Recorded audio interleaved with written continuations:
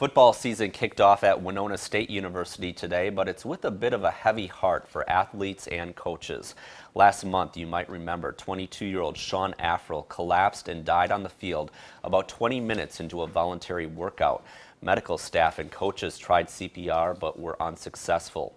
The Warriors are looking to use Sean's memory as motivation this season. News 8's Kyle Dimke was at practice today and has the story.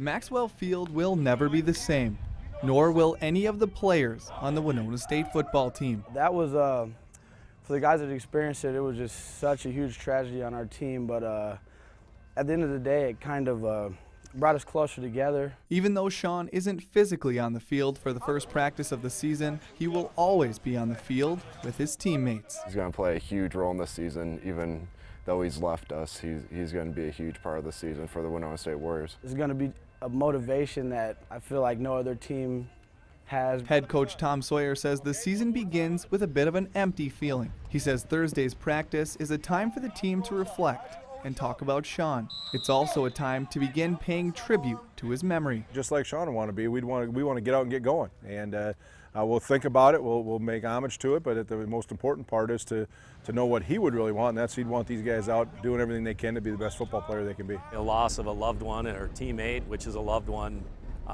everybody's going to handle that and process that a little bit different, but it's difficult. Athletic Director Eric Scho says today brings mixed emotions.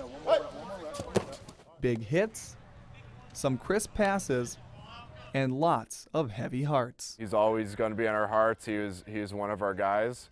Once a Warrior, always a Warrior.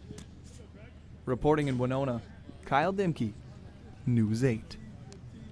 And Sean's family is starting a foundation in his honor, giving athletic shoes to underprivileged high school athletes. Winona State University will be honoring Sean's family at their first home game of the season. There will also be a moment of silence held at the team's season opener at Northern State in South Dakota.